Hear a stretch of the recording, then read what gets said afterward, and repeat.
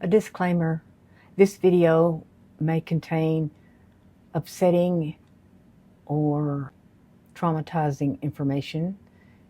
Wanted to let you know that it was a very sensitive topic that I'm going to discuss. You ever had anybody just tell you to get over it?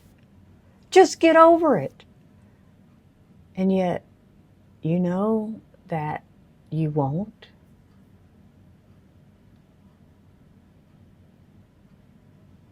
That's a strong statement. Just get over it. Well, from my experience, I've learned that you can get past what you can't get over. And I want to share some of my personal story. I was raised in a Christian home, and my parents modeled Christian behavior, and they were great parents. And I had a happy childhood. And my last happy childhood memory was when I was 11, and I loved outdoors, and I was laying out in the backyard in the grass and looking up at the stars in the sky, and I was listening to my transistor radio. I'm going to tell you how old I am. And there was this song by Petula Clark, and it was called My Love. And some of the lyrics was, my love is greater than the greatest ocean, brighter than the sky. It just, this, I loved this song. And it says, there is nothing greater than your love or my love. And I kind of equated that to God.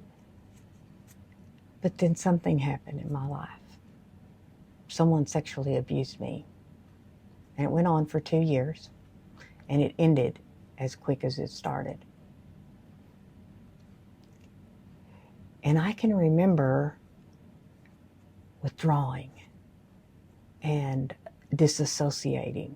I didn't know that's what it was called at the time. I became very avoidant, accommodating, and of course my parents would still take me to church. They had not a clue what had gone on. They would take me to church, and I would sit in the church in shame.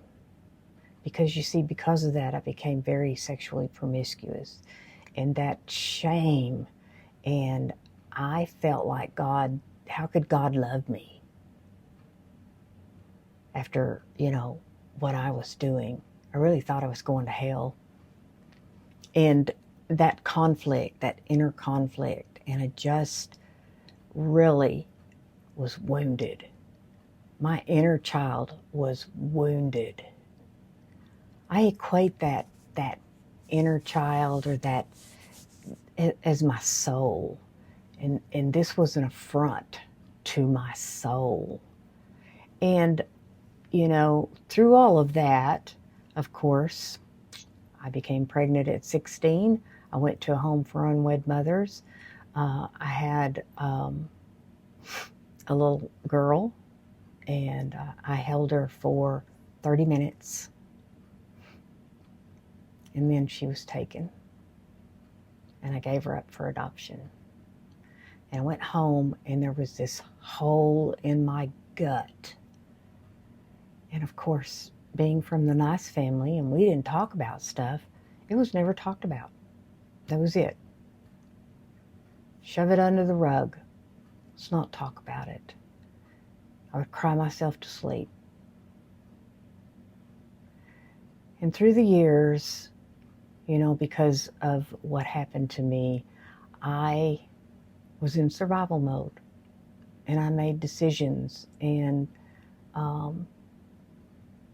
I married at 18, and he was an alcoholic. And as the years went by, he became verbally and emotionally abusive. At age 36, I finally told someone. I divided that secret that day and started my journey toward healing. What prompted this video is I had someone ask me this last week, do you ever fully heal from that? Your inner child, does it ever heal, fully heal? And my answer was no, not fully. You can heal. I have healed. I have overcome. I have completely changed my life. I continue to work on myself because you see, that wound still haunts me.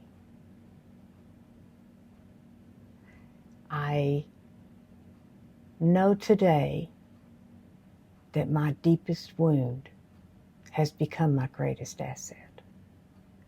I cannot tell you the countless women that I have worked with and helped by sharing my experience with that and giving them some hope that they too can heal and overcome. Fully heal? There are situations and times, usually I'm blindsided, that wounded inner child will show up. But I know what to do with her today. I know how to care for her and nurture her until she feels better. It's not as traumatic. It's not as just,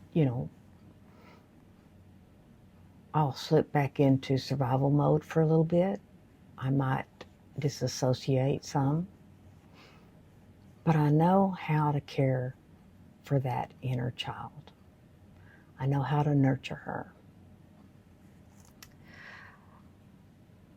The things that I did to heal that little girl that was wounded, I allowed her the room to heal. I stopped abusing her with negative self-talk. I forgave her for choices she made in survival mode.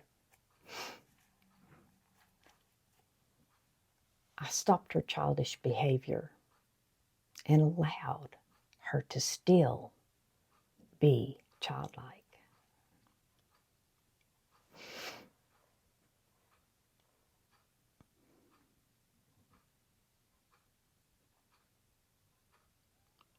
So, healed?